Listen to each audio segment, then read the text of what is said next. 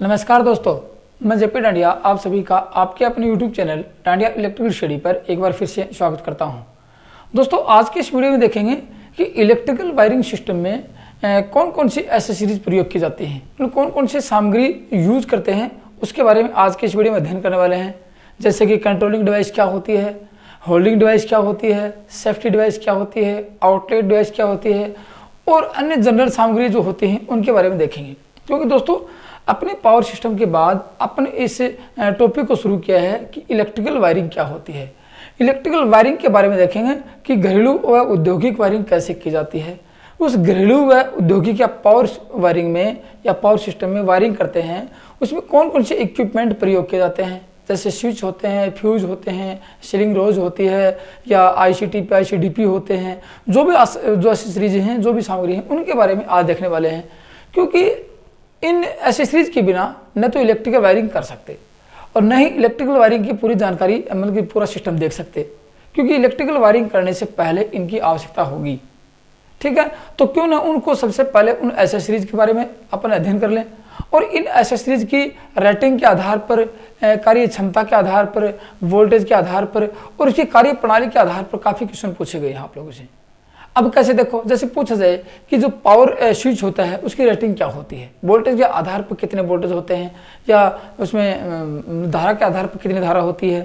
फिर उसके प्रकार आउटलेट, जैसे कोई एक सामग्री का नाम दे देंगे, निम्न में से किस प्रकार का एक मतलब कौन सी सामग्री आती है या कौन सा उपकरण है ये। जैसे कि फ्यूज दे दिया, फ्यूज क्या है, एक प्रकार की सेफ्टी डिवाइस है। जैसे स्विच दे दिया, स्विच क्या है, एक प्रकार की कंट्रोलिंग डिवाइस है। इस प्रकार से नाम दिए जाते हैं आप लोगों को, तो आप उनकी पहचान कर सकते हो कि ये कौन सी डिवाइस के अंदर शामिल होता है या कौन सी एक्सेसरीज में शामिल होता है।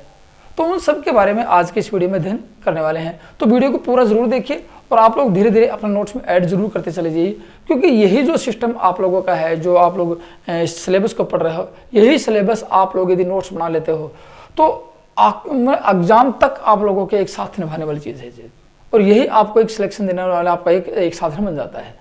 तो अपने नोट्स में जरूर ऐड करिए और वीडियो को पूरा जरूर देखिए। आज आपको दिखाता हूं कि इलेक्ट्रिकल वायरिंग शुरू करेंगे, उसमें सबसे पहले देखेंगे कि इलेक्ट्रिकल एक्सेसरीज कौन कौन सी होती हैं। क्या देखेंगे, इलेक्ट्रिकल एक्सेसरीज।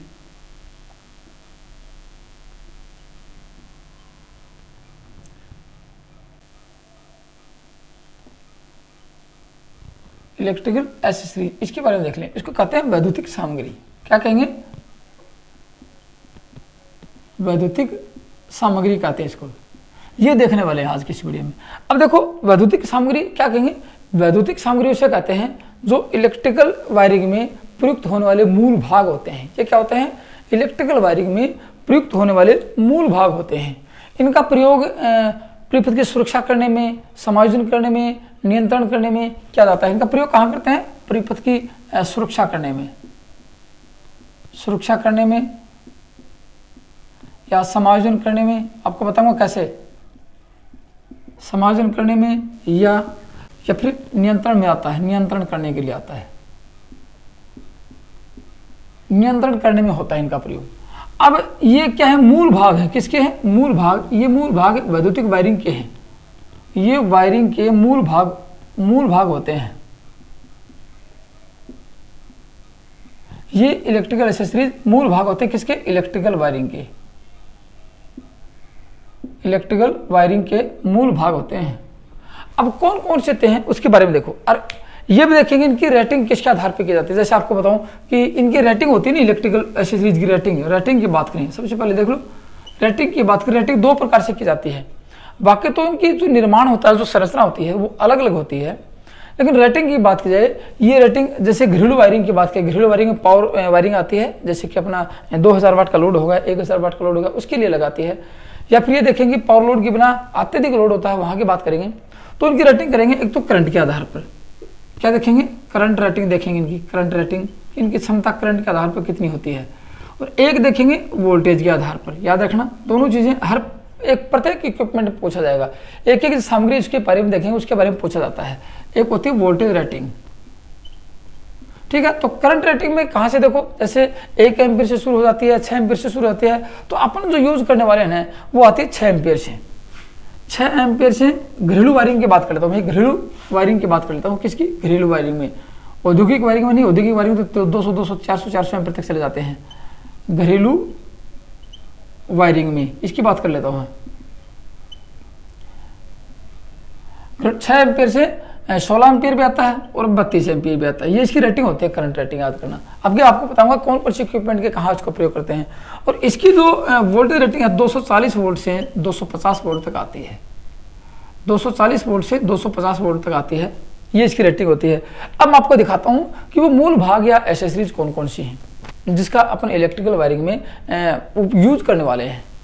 क्यों करेंगे ये भी आपको बताऊंगा कि किसके आधार पर करेंगे, ये आपको बताने वाला हूँ इस वीडियो। अब देखो सबसे पहले क्या देखेंगे, इनके टाइप्स देखेंगे। ये तो मैंने इसकी थोड़ी बेसिक जानकारी दी है आप लोगों को। अब देखेंगे इनके टाइप्स, प्रकार देखने वाले हैं इलेक्ट्रिकल एसेसरीज के, इनके प्रकार देखने वाले हैं। देख लेना, इलेक्ट्रिकल एसेसरीज के प्रकार या टाइप्स देखने वाले हैं, कितने प्रकार की एसेसरीज यहाँ पे प्रयोग करने वाले हैं। अब देखो प्रकार में ये तो नहीं भाई कहीं भी सीलिंग रोज होता है या फिर स्विच होता है या फिर एमसीबी होती है या फ्यूज होता है, नहीं। उन डिवाइसों के बारे में देखेंगे कि कैटेगरी कौन कौन सी होती है उनकी। उन कैटेगरी के आधार पर डिवाइसों का एक समायोजन होता है, उनका वर्गीकरण होता है। तो ये नहीं देखेंगे कि प्रत्येक इक्विपमेंट कैसा होता है, ये देखेंगे कैटेगरी कौन सी होती है और कौन सी कैटेगरी में कौन कौन से इक्विपमेंट या कौन कौन सी एसेसरीज समायोजित की जाती है, सम्मिलित की जाती है। तो उसके बारे में देखने वाले हैं। तो सबसे पहले अपन देखेंगे कंट्रोलिंग डिवाइस के बारे में देखेंगे, सर्किट को जोड़ने और तोड़ने के लिए। क्या देखेंगे, कंट्रोलिंग डिवाइस। तो नंबर 1 पे आता है यहाँ पे कंट्रोलिंग डिवाइस। कंट्रोलिंग एसेसरीज कर देता हूं मैं, क्या लिखेंगे, कंट्रोलिंग एसेसरीज।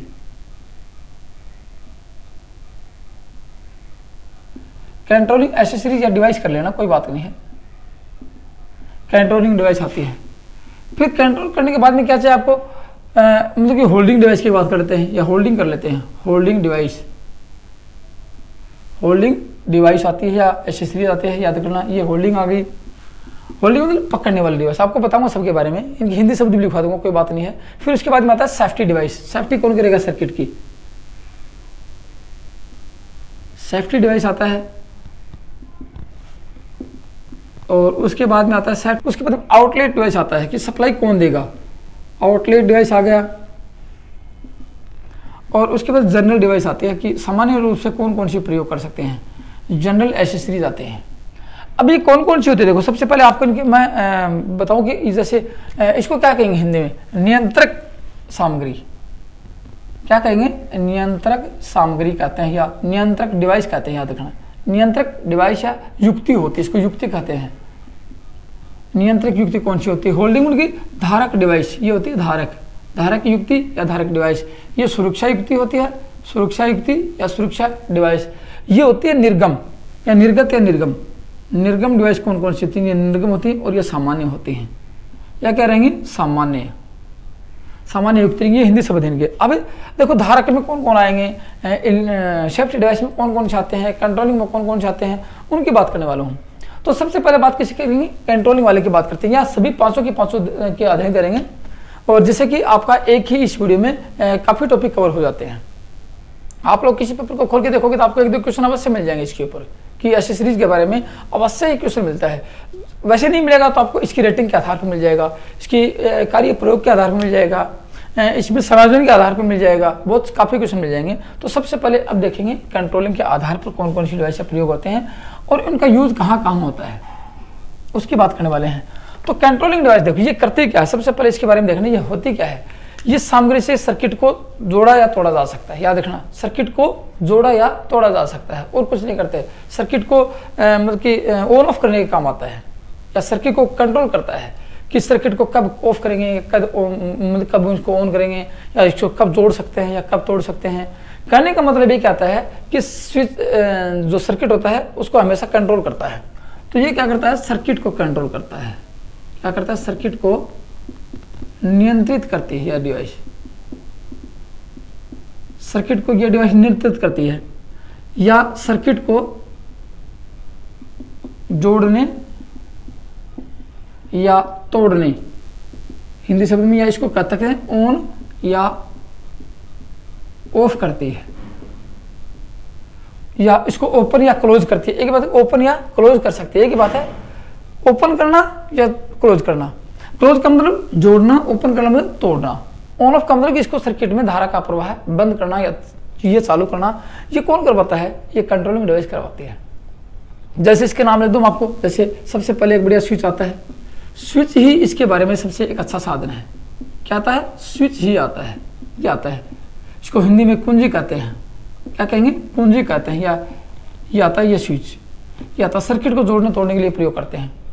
अब देखो उसके बाद में कहेंगे सर एमसीबी भी आती है।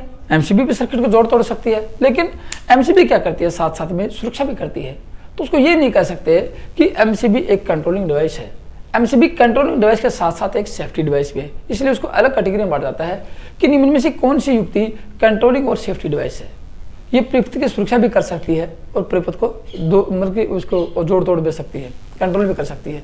तो वो एमसीबी आते हैं, सर्किट ब्रेकर आते हैं। सर्किट ब्रेकर की विशेषता मैं आपको ऑलरेडी पढ़ा चुका हूँ। सर्किट ब्रेकर के काम क्या होता है, एमसीबी भी पढ़ा चुका हूँ आप लोगों को मैं, ठीक है ना। अब देखेंगे इसका निर्धारण, इसकी जो बनाते हैं उसके वो किसके आधार पर करते हैं। तो देखो इनका जो निर्धारण होता है इनका, इन स्विचों का कंट्रोल, ये कार्य करने के आधार पर या स्थापित करने के आधार पर या धारा क्षमता के आधार पर या वोल्टेज के आधार पर 3-4 प्रारूप से इसका निर्धारण करते हैं। लिखना इसका निर्धारण कार्य करने के आधार पर, स्थापना के आधार पर, वोल्टेज के आधार पर और धारा के आधार पर किया जाता है, ठीक है ना। अब आपको दिखाता हूं कार्य करने व प्रयोग के आधार पर स्विच के प्रयोग। क्या लिखेंगे? कार्य करने व प्रयोग के आधार पर स्विच के प्रकार कौन कौन से होते हैं। प्रकार ये देखने वाले हैं अब इस वीडियो। अब देखो इसमें से अब आपको क्या दिखाऊंगा, इसके प्रकार में कौन कौन से प्रकार होते हैं। प्रकार में सबसे पहला प्रकार देखेंगे, किसके प्रकार पढ़ रहे हैं? स्विच के प्रकारों की बात कर रहे हैं कि कैसे कार्य करने व उसके स्थापना प्रणाली के आधार पर स्विच के प्रकार देखते हैं, जिसमें सबसे पहले आता है अपना सिंगल वे स्विच आता है। क्या आएगा? सिंगल वे स्विच आता है, याद करना। अब सिंगल वे को इसको सिंगल पोल भी स्विच भी कह सकते हैं। क्या कहेंगे? सिंगल पोल भी कह सकते हैं, याद करें। सिंगल पोल स्विच आता है या सिंगल वे स्विच आता है। हिंदी में क्या कहेंगे? एक तरफा स्विच। हिंदी में क्या कहेंगे? एक तरफा, एक ध्रुव, एकल पथ, काफी नाम आते हैं इसके ऊपर। क्या कहेंगे? एकल पथ आ सकता है, एकल पथ या एक तरफा या एकल पोल। ये स्विच की बात करें, ये इसमें नाम आ सकते हैं आपके सामने। एकल पोल कौन सा स्विच होता है, एक तरफा कौन सा होता है, एकल पथ कौन सा होता है, ये नाम आ सकते हैं, ठीक है ना। अब देखो इसको एक शब्द और, इसको शॉर्टकट भी दिखा सकते हैं, दूसरा नाम ले सकते हैं सिंगल पोल सिंगल थ्रो। ये इसका शॉर्टकट शब्द है। SPST स्विच कौन सा होता है, इसको कह सकते हैं SPST स्विच। सिंगल में लिखा देता हूं हिंदी में, single pole single throw.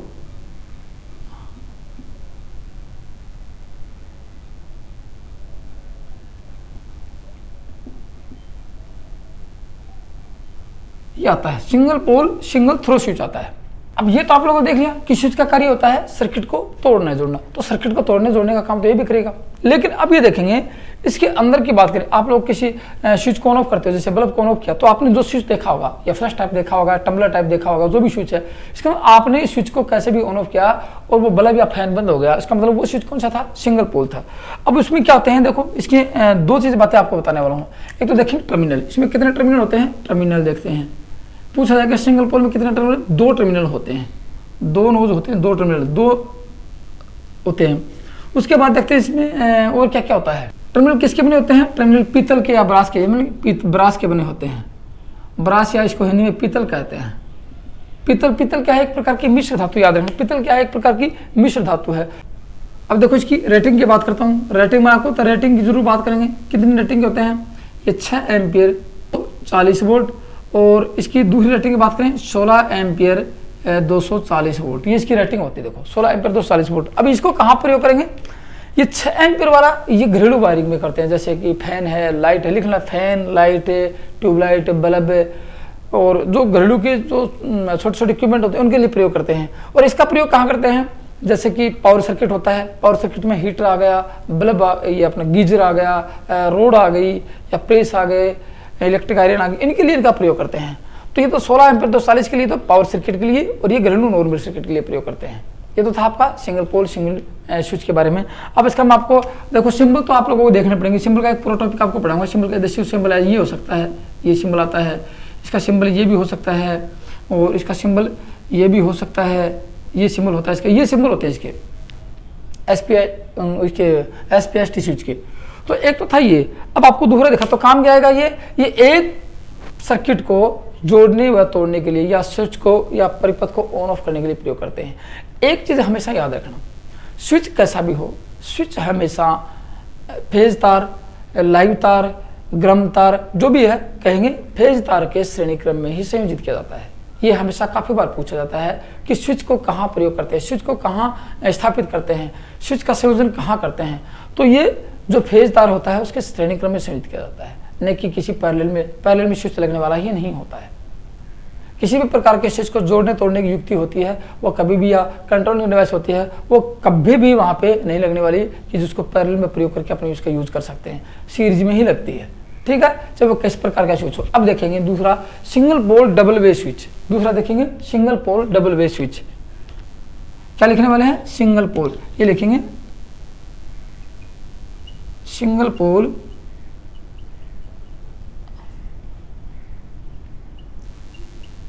Double way switch. इसकी बात कर लेता हूं। देखो अब कितना इंपॉर्टेंट, देखो ये स्विच, इसका मतलब ये हो सकता है, इसको शॉर्टकट तरीके से क्या कह सकते हैं, SP, इसको लिख सकते SPDT। इसका मतलब सिंगल पोल डबल थ्रो, लिख लेना single pole double throw. S का मतलब सिंगल, P का मतलब पोल, D का मतलब डबल, P का मतलब T का मतलब throw, single pole double throw.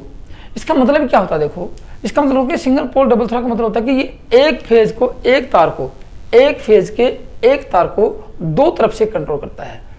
ठीक है ना, दो रूप से कंट्रोल करता है, या टू वे में, दो रास्ते में, दो पथ से कंट्रोल करता है, ऐसे मान लो। तो इसको कह सकते हैं कि ये single pole double throw switch को शॉर्टकट तरीके से इसको सिंगल वे स्विच कहते हैं, इसको double way two way switch कहते हैं। इसको क्या कहेंगे, टू वे स्विच, इसको कह सकते हैं टू वे स्विच होता है।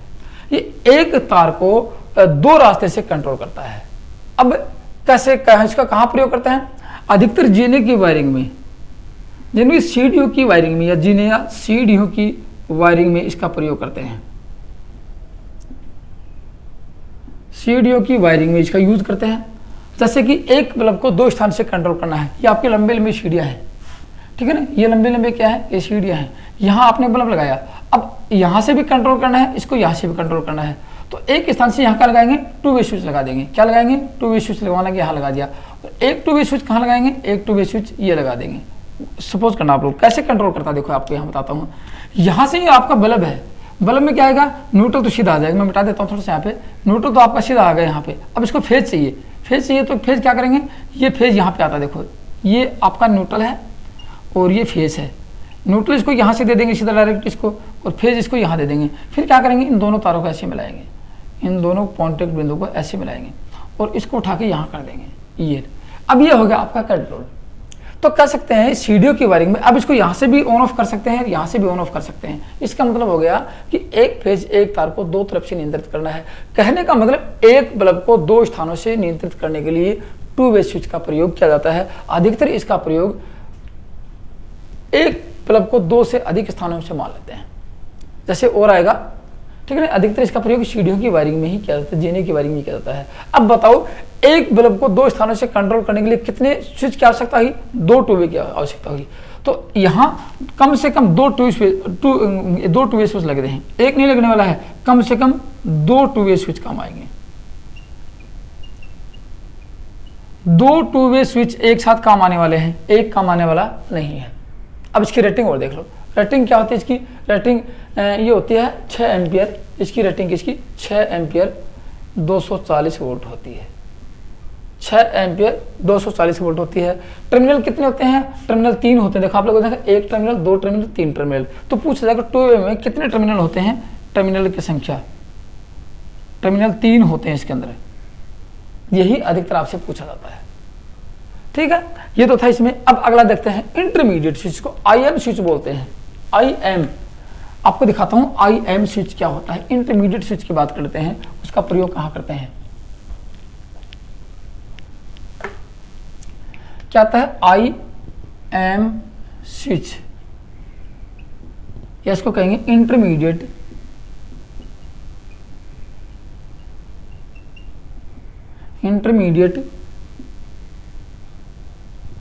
स्विच, ये आता है। अब ये काम देखो, इसको मध्यम स्विच भी बोल सकते हैं, हिंदी में क्या कहेंगे, मध्यम कुंजी। अब मध्यम कुंजी का मतलब ये हो गया कि आप लोग देखोगे जैसे एक इंटरमीडिएट स्विच लेना, मध्यम कुंजी दो टू वे स्विच के बीच में लगाना, मध्यम कुंजी बीच में लगती है ये कुंजी। अब कैसे लगाएंगे देखो, अब इसमें होता क्या है, ऐसे मान लो कि एक लैंप को आपने दो स्थानों से कंट्रोल किया। काफी बार आपसे क्वेश्चन पूछे जाएंगे, मैं ये नहीं कहता कि पूछे नहीं गए, पूछे जा चुके हैं, मैं ये नहीं कहता कि पूछे नहीं जा सकते, पूछे जा सकते हैं और आने की संभावना लगभग नहीं रहती। मैंने आपको बताया कि ये जो डिवाइस हैं इलेक्ट्रिकल वायरिंग में, ये आपसे काफी इंपॉर्टेंट होती हैं। अब देखो इसको कैसे, इसका स्विच का प्रयोग कहाँ करेंगे, एक लैंप को, कहाँ पे, एक लैंप को दो से, दो तो कर लिया आप लोगों ने, दो टू से लेकर दो से अधिक स्थानों से, दो से अधिक स्थानों से नियंत्रित करने के लिए, क्या कहेंगे, नियंत्रित करने के लिए इसका प्रयोग करते हैं। कौन से का, इंटरमीडिएट स्विच का प्रयोग करते हैं, मध्यम कुंजी का प्रयोग करते हैं। अब कैसे देखो, जैसे आप लोगों ने देखा कि दो टू वे स्विच को आप लोगों ने लिया और दो टू वे स्विच को एक साथ लगाया, तो आप लोगों ने एक स्विच को, एक बल्ब को दो स्थानों से कंट्रोल किया। लेकिन दो टू वे स्विच के साथ एक इंटरमीडिएट स्विच लगा दें, कैसे देखो आपको दिखाता हूं। जैसे आपका ये बल्ब आ गया, ये बल्ब आ गया, अब इसमें कितने टर्मिनल होते हैं वो आपको बताऊंगा। ये बल्ब आ गया, एक टू वे स्विच तो आपका ये हो और एक इंटरमीडिएट स्विच, चार टर्मिनल मिलेंगे यहाँ पे आपको, और एक टू वे स्विच ये लगाया आप लोगों ने।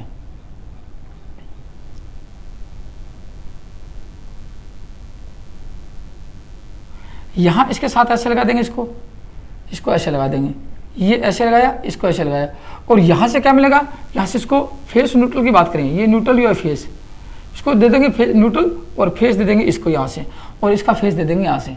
अब ये एक स्थान, दो, एक के साथ कितने से हुआ, एक स्विच तीन जगह से कंट्रोल होगा। इसको ऑन ऑफ यहाँ से कर सकते हैं, यहाँ से कर सकते हैं, यहाँ से कर सकते हैं। अब कहीं से चार से करना हो तो दो टू वे स्विच को और विस्तार कर दो, एक इंटरमीडिएट स्विच और बीच में लगा दो। कहने का मतलब कि इसके दोनों साइड में दो टू वे स्विच अवश्य चाहिए। इंटरमीडिएट स्विच जितने बीच में लगाओगे उतने ही स्थान से इसको कंट्रोल कर सकते हैं। तो फिर ये कह सकते हैं कि दो से अधिक स्थान से कंट्रोल करने के लिए किसका प्रयोग करते हैं, इंटरमीडिएट स्विच का प्रयोग करते हैं। समझ गए आपको बात को। ये इसका स्विच का सिंबल रहता है। कैसे रहता है, इसका सिंबल ये होता है, देखो यहाँ से इसका सिंबल ये होता है, एक दो तीन चार टर्मिनल मिलेंगे। एक तो इसका सिंबल ये है, या इसको ये तो ऑफ अवस्था में है। ऑन अवस्था में कैसे मिलेगा, ऑन अवस्था में ये सिंबल ऐसे मिलेगा आपको, ये ऐसे सीधा सिंबल मिलता है। या फिर कभी कभार ऐसा भी इसका सिंबल मिल जाएगा आपको, ऐसे भी मिल जाएगा सिंबल आपको। तो ये इंटरमीडिएट स्विच है, समझ गए आपको। अब कहेंगे सर माना कि आपसे पूछते हैं कि एक स्विच को 5 स्थान से कंट्रोल करना है, तो टू वे स्विच कितनी चाहिए, दो to way switch. Two way कितनी चाहिए, दो चाहिए। अब इंटरमीडिएट कितनी चाहिए, दो, 5 से करना है तो 3 इंटरमीडिएट स्विच हैं आपको, तो 5 हो गए कि नहीं हो गए। इस प्रकार याद रखना कि यदि एक बल्ब को 6 स्थान से कंट्रोल करना है तो टू वे स्विच की आवश्यकता कितनी होगी, टू वे स्विच आपको 2 ही चाहिए बस, एक इस साइड में एक इस साइड में, बीच में जितने भी आपको इंटरमीडिएट स्विच लगाते हो इसमें लगा सकते हो। ये आपका होता है इंटरमीडिएट स्विच, ठीक है। इसकी रेटिंग में आपकी 6 एम्पीयर 240 वोल्ट होती है। टर्मिनल कितने रहेंगे लिख लेना, इसमें टर्मिनल रहते हैं 4 टर्मिनल होते हैं। टू वे में कितने टर्मिनल, 3। सिंगल वे में कितने, 2। टू वे का मैं आपको सिंबल दिखा देता हूं, टू वे का सिंबल नहीं पढ़ा आप लोगों ने, दिखा नहीं, ये टू वे का सिंबल आता है। एक तो टू वे का ये आता है, यानी फिर टू वे का ये मिल जाएगा आपको, ठीक है ना, 3 टर्मिनल वाला मिल जाएगा आपको, ये होता है। अब आपको दिखाता हूँ पुश बटन स्विच। क्या देखेंगे, पुश बटन स्विच की बात कर लेता हूँ। ये दोस्तों मैं पढ़ा रहा हूँ आपको, बहुत शानदार चीज़ है। आपकी परीक्षा में आपकी नॉलेज के लिए वायरिंग करोगे तो आपको याद आएंगे। आपको सर्किट बनाना सिखाऊंगा, जैसे सुरंग का सर्किट कैसे होता है, या फिर हॉस्टल वायरिंग का सर्किट कैसे होता है, या फिर बैंक वायरिंग का सर्किट कैसे होता है, या फिर मतलब कि आप देखो किसी एक बल्ब को या किसी ऑफिस का सर्किट कैसे होता है, वहाँ सारे ये स्विच काम आएंगे। आपको ध्यान होना चाहिए कि यहाँ पे कौन सा स्विच प्रयोग कर सकते हैं, ठीक है। अब आपको दिखाता हूँ मैं कौन सा, push button switch. Push button switch की बात कर लेता हूं। ये आता है पुश बटन स्विच। अब देखो पुश बटन स्विच का मतलब ये होता है, आप लोगों ने किसी घंटे के बटन को दबाया होगा किसी के दरवाजे पे गए होंगे, वहाँ पे आपने बटन दबाया, घंटी बजी, फिर वो स्विच वापस आ गया, तो ये होता है स्विच पुश बटन स्विच।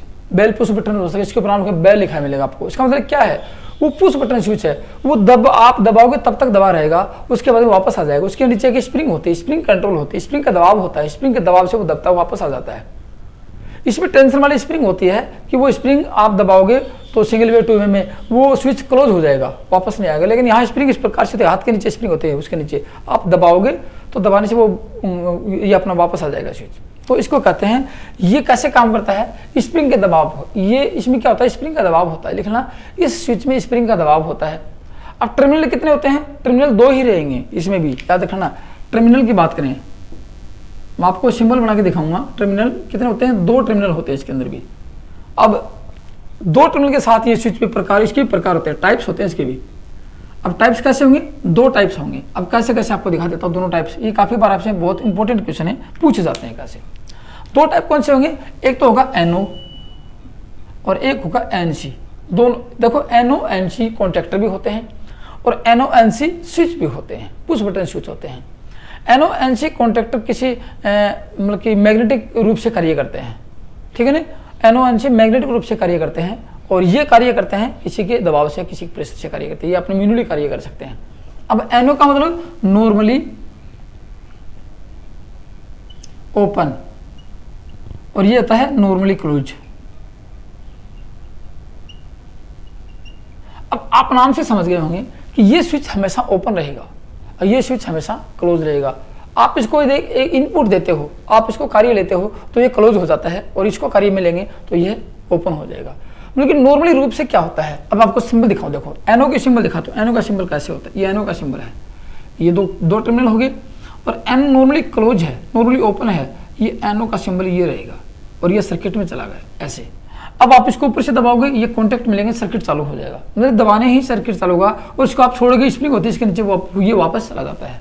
और NC की बात करें, NC का कॉन्टैक्ट होता है ऐसे, NC का सिंबल होता है ये, NC का आपका सामने सिंबल मिलेगा ये। अब देखो, ये नॉर्मली रूप से क्लोज है ना, सर्किट यहाँ से धारा जा रही है और यहाँ से धारा गई, यहाँ ब्रेक हो गई। अब यहाँ से क्या होगा, ये नॉर्मली रूप से क्लोज है। अब क्या करेंगे, इसको दबाएंगे तो दबाते ही नीचे जाएगा, दबाते ही कहाँ चला जाएगा, ऐसे यहाँ पे नीचे आ जाएगा, इसको दबाएंगे नीचे आ जाएगा। अब बोलो, दबाने से क्या हुआ, सर्किट ओपन हो गया, यहाँ दबाने से क्या हुआ, सर्किट क्लोज हो गया। इसका मतलब कह सकते हैं कि ये स्विच, NO स्विच की बात करें, इसको बेल पुश, अपने यदि घरेलू वायरिंग की बात की जाए तो बेल पुश स्विच बोलते हैं। क्या कहेंगे, बेल पुश स्विच बोलते हैं इसको। ये नहीं कि ये यही काम आता है। जैसे आप लोगों ने किसी मोटर को चलाया होगा, स्टार्टर को देखा होगा, वहां पे आप लोगों ने बटन दबाए, तो आप लोगों ने बटन दबाया तक दबाव वापस आ गया। वो क्या था, जिस स्विच से आप लोगों ने मोटर को ऑन किया, दबाने से मोटर ऑन हुई, वो कौन सा स्विच हो सकता है, आप लोग देखोगे NO, क्योंकि दबाने से सर्किट पूरा होगा, मोटर चलेगी, दबाने से सर्किट पूरा था, मोटर चलती है, वो NO स्विच होता है। इसलिए पूछा कि किसी मशीन मोटर के स्टार्टर में जो स्टार्ट बटन को दबाते हैं वो कौन सा स्विच होता है, NO होता है। और मोटर को बंद करने के लिए NC, क्योंकि उसके दबाने से सर्किट टूटेगा, मोटर बंद हो जाएगी, तो ये NO, ये NC। तो मोटर के सर्किट को कंट्रोल करने के लिए, मोटर के स्टार्टर में मोटर को ऑन ऑफ करने के लिए इन दोनों का स्विच का प्रयोग किया जाता है। मोटर को स्टार्ट करने के लिए NO का, मोटर को बंद करने के लिए NC स्विच का प्रयोग किया जाता है। ये तो थे आपके NO NC push button switch. अब देखो, इसके आगे कौन सा स्विच आता है उसकी बात कर लेता हूँ मैं। इसके आगे आता है पुल आउट स्विच। कौन से आएंगे, मैं आपको प्रत्येक छोटी छोटी बातें बताऊंगा जो कि आपको बहुत इंपॉर्टेंट होते हैं। अब कहेंगे pull out switch, pull out switch कहते हैं इसको। ये कैसा स्विच होता है आपको बताऊंगा, इसका प्रयोग कहाँ करते हैं, इनका प्रयोग और कार्य प्रणाली के आधार पर से आपसे पूछे जाते हैं क्वेश्चन। अब देखो, ये कहाँ होते हैं, छत से लटकने वाले स्विच होते हैं। क्या लिखेंगे इसके बारे में, ये छत से लटकने वाले स्विच होते हैं, ऊंचाई से लटकने वाले। कैसे लटकाएंगे आपको दिखाता हूँ कि किस प्रकार प्रयोग करते हैं। ये छत से लटकने वाले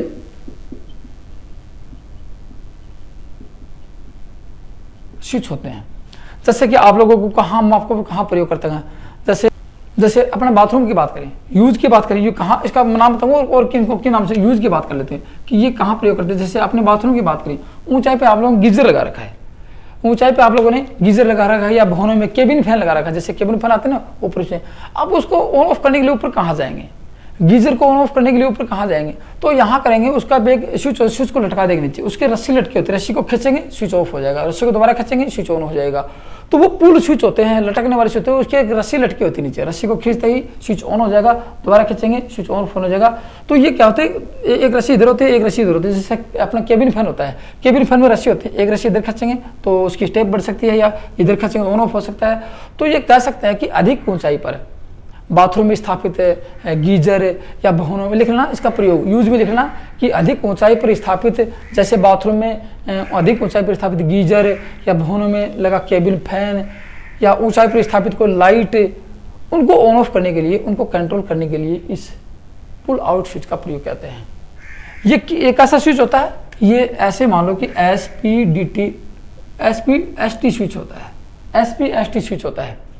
अब SPST का मतलब आपको बता दूंगा कि single pole single throw switch होता है, और इसको सीलिंग स्विच भी बोल सकते हैं। इसको क्या कहेंगे, सीलिंग स्विच भी कह सकते हैं, याद रखना, सीलिंग स्विच भी कह सकते हैं इसको।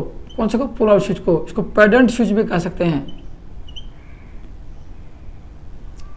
इसको पेडेंट स्विच भी कह सकते हैं, या तो पेडेंट स्विच भी कह सकते हैं इसको, और सीलिंग स्विच कह सकते हैं। और एक चीज याद रखना, ये वैसे मान लो कि जैसे अपना बेड स्विच आता है, बेड स्विच भी इसी श्रेणी में आता है, बेड स्विच भी कह सकते हैं इसको, कह नहीं सकते बेड स्विच इसी की श्रेणी में आता है, पुल आउट की स्विच, तो बेड स्विच भी कह सकते हैं, क्योंकि बेड स्विच से नीचे लटका होता है, लटकने वाले स्विच होते हैं, ऊपर से ऊंचाई से लटकाने वाले स्विच होते हैं। तो एक तो ये था आपका, चलो ये तो थे आपके नॉर्मली रूप से प्रयोग होने वाले स्विच। अब आपको दिखाता हूँ सप्लाई को कंट्रोल करने वाले स्विच, सप्लाई की सुरक्षा, सप्लाई को, ही तो क्योंकि घरेलू अब वायरिंग में अंदर की बात करते हैं। अभी यदि सप्लाई अपनी आती है मीटर के पास से, एनर्जी मीटर आता है, वहाँ किस प्रकार के स्विच प्रयोग कर सकते हैं उसकी बात कर लेता हूँ। तो सबसे पहला कौन सा आएगा, आपको मैं दिखाता हूँ। सबसे पहला स्विच दिखाता हूँ, डीपी स्विच की बात कर लेता हूँ। सबसे पहले क्या करेंगे, डीपी स्विच की बात कर लेता हूँ। सबसे पहले आता है डीपी स्विच।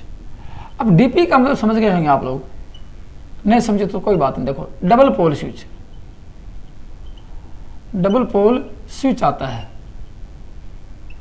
डीपी स्विच कई प्रकार के आते हैं, आपको बताऊंगा कि ICDP आता है या DPDT आता है, बहुत से आते हैं। लेकिन डीपी स्विच क्या होता है, देखो इसे डीपी स्विच क्या कहेंगे, डबल पोल स्विच कहते हैं। एक दो तरफा स्विच, दो ध्रुव के साथ एक स्विच, दो पोल के साथ। इसको हिंदी में या अपनी भाषा में क्या लिख सकते हैं कि दो पोल के साथ लिख सकते हैं, दो पोल के साथ, दो पोल के साथ एक स्विच। तो कहने का मतलब दो पोल रहेंगे इसके अंदर, दो पोल के साथ एक स्विच बोल सकते हैं इसको। अब जैसे कि ये जैसे अपन टम्बलर स्विच होता है ना, आप लोगों ने कभी टम्बलर स्विच देखा, अपना गोल स्विच होता है ऐसा, और एक नोब होती है, इसको ऊपर नीचे करते हैं, स्विच ऑन ऑफ होता है, उसको कहते हैं टम्बलर स्विच। तो कभी आप लोगों ने घरेलू वायरिंग मीटर के जस्ट बाद में ही जहाँ सप्लाई शुरू होती है, वहाँ एक ऐसा इस प्रकार का स्विच देखा होगा आपने, इस प्रकार का होता है, और यहाँ उसका इंडिकेटर होता है, यहाँ एक नोब होती है, इसके ऊपर ऐसे नोब को ऊपर नीचे करते हैं, और ये पूरा मीटर यहाँ जो ये अपना जो वायर लगाते हैं वो लगा देते हैं। तो यहाँ एक नोब होती है, यहाँ इंडिकेटर होता है ऑन ऑफ का, ये लाल बत्ती चसेगी, और यहाँ पे एक नोब होती है, नोब से इसको ऑन ऑफ कर सकते हैं, जैसे इस प्रकार से होती है नोब, इसको ऊपर नीचे करेंगे, इस प्रकार का होता है। तो इसको क्या कह सकते हैं, डीपी स्विच होता है बस, और कुछ नहीं इसके अंदर। अब देखो इसको ये कह सकते हैं, ये टम्बलर स्विच की भांति ऑन ऑफ होती है, टम्बलर स्विच की भांति एक नोब से ऑन ऑफ किया जाता है। इसमें एक फ्यूज होता है, एक लिंक होता है। क्या होगा इसमें, इसमें एक फ्यूज होगा, एक फ्यूज होगा और एक लिंक होगा। लिंक मतलब न्यूट्रल के लिए लिंक होता है, याद रखना, एक फ्यूज होता है, एक न्यूट्रल के लिए लिंक भी होता है इसके अंदर। और कहाँ लगाते हैं इसको, ये एनर्जी मीटर के बाद देख लेना, ये कहाँ लगाएंगे, एनर्जी मीटर के बाद, एनर्जी मीटर के जस्ट बाद इसको मुख्य स्विच के रूप में प्रयोग करते हैं। मुख्य स्विच के रूप में इसका प्रयोग करते हैं, समझ गए बात को। और इसकी रेटिंग की बात की जाए घरेलू में 16 एम्पियर रेटिंग लिख लेना। इसकी रेटिंग क्या होती है, 16 एम्पियर 240 वोल्ट इसकी रेटिंग होती है। ये तो आते हैं यहाँ पे डबल पोल। अब उसके बाद में आजकल क्या लगा दिया यहाँ पे, आजकल ये क्योंकि ये फ्यूज होता है इसके अंदर और कुछ नहीं, आजकल लगा दी MCB, या फिर आजकल MCB के जैसे आइसोलेटर आते हैं उनका प्रयोग करना शुरू कर दिया। ICDP आता है, जैसे इसको बोलते हैं कि ICDP बोल देते हैं, जैसे कि अपना आइसोलेटर होता है, आइसोलेटर लगा दिया। एमसीबी के जैसा ही आइसोलेटर आता है, नो होती पुलिस होती है, सर्किट को ऑन ऑफ करने के काम आती है, बाकी इसमें सुरक्षा नहीं होती है, लेकिन यहाँ सुरक्षा करते हैं। अब आपको दिखाता हूँ आईसीडीपी। इस डीपी को क्या करेंगे, ये तो एक बेकलाइट के खोल में बंद था, लिख सकते हैं इसको बेकलाइट या बेकलाइट के खोल में या प्लास्टिक के कवर में बंद होता है। लेकिन अब बात करेंगे आईसीडीपी की। क्या करेंगे, आईसीडीपी, इसको कहेंगे आयरन क्लेड डबल पोल। क्या कहेंगे, ICDP, iron clad double pole, iron clad double pole switch होता है। इसके पूरा नाम है iron clad double pole switch. इसका मतलब आयरन के खोल में बंद, क्या लिखेंगे, आयरन के एक बॉक्स में बंद, लोहे के बॉक्स में बंद एक डबल पोल का स्विच होता है। समझ गए बात को। इसका काम क्या है, ये मेन सप्लाई को, या क्या कहेंगे, मेन सप्लाई को कहाँ, एनर्जी मीटर के बाद घरेलू वायरिंग में लिखना, घरेलू वायरिंग में मेन सप्लाई को कंट्रोल करने के लिए, मेन सप्लाई को कंट्रोल करने के लिए इसका प्रयोग करते हैं, कंट्रोल के लिए, कि मेन सप्लाई को ऑन ऑफ करने के लिए इसका प्रयोग किया जाता है।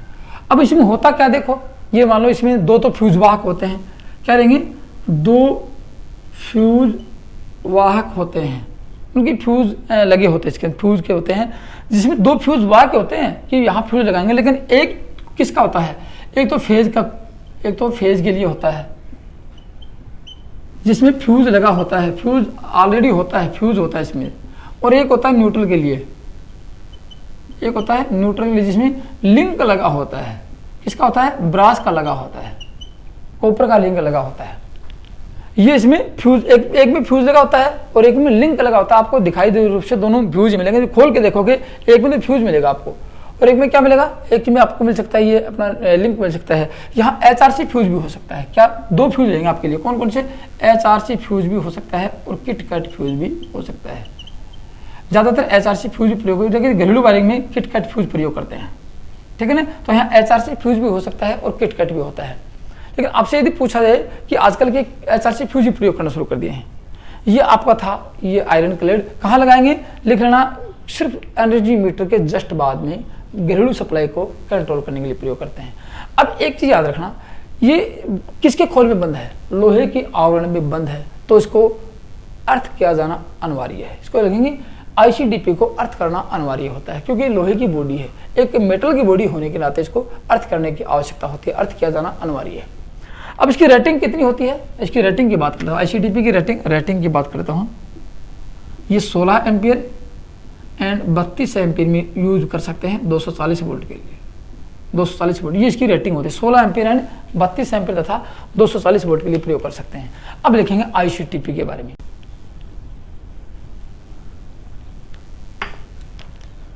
अब किसके बारे में पढ़ेंगे, आईसीटीपी, इसको कहेंगे iron clad triple pole switch, ये होता है। देखो अब इसका मतलब आयरन ट्रिपल पोल का यही कहते हैं, इसको कह सकते हैं हिंदी में कि लोहे के खोल में बंद, लोहे के आवरण में बंद होता है, 3 पोल का स्विच होता है।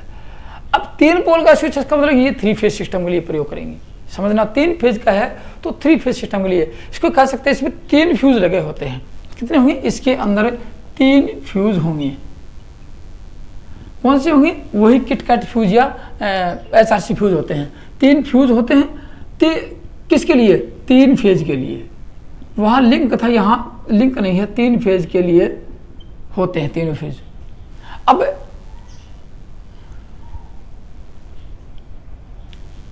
यूज कहाँ करेंगे इसको, अब यूज की बात की जाए, ये करते हैं 3 फेज और 4 तार प्रणाली, 4 तार के लिए, 3 फेज 4 तार के लिए इसमें प्रयोग कर सकते हैं, क्योंकि एक न्यूट्रल के लिए लिंक होता है वो साथ चला जाता है। 3 फेज 4 तार के लिए 3 फेज होते हैं। बाकी आईसीडीपी आप लोगों ने पढ़ा है, हमने आईसीडीपी की भांति होता है। आईसीडीपी में जो होता है, आयरन क्लेड होता है, लोहे की खोल में बंद होता है, एक हैंडल होता है, हैंडल से इसको ऑन ऑफ करते हैं, एक हैंडल होता है, यहाँ पे हैंडल से इसको ऑन ऑफ करते हैं, सर्किट ऑन ऑफ हो जाता है और सर्किट टूट सकता है। अब देखो इसकी रेटिंग कैसे कर सकते हैं, इसकी रेटिंग 16 एम्पियर से, इसकी रेटिंग अधिक मिलेगी आपको 16, इसकी रेटिंग की बात करें 16 एम्पियर से 400 एम्पियर तक आती है और कभी कभी 800 एम्पीयर भी आ सकते हैं, लेकिन स्टैंडर्ड देखा जाए 400 एम्पीयर होती है। तो उसके बाद में उसको सर्किट ब्रेकर प्रयोग कर सकते हैं और 440 वोल्ट के लिए, ठीक है ना, 16 एम्पीयर से 400 एम्पीयर 440 वोल्ट के लिए इसका प्रयोग करते हैं। बाकी सारी सुविधाएं जो आपको बताई ये सब कैसे होते हैं, ये ICDP की बात है, इसमें भी अर्थिंग करना अनिवार्य होता है। तो दोस्तों ये तो थी आपकी कौन सी, ये आपकी थी नियंत्रक युक्ति, कंट्रोलिंग, सर्किट को कंट्रोल करने वाली युक्तियाँ थी।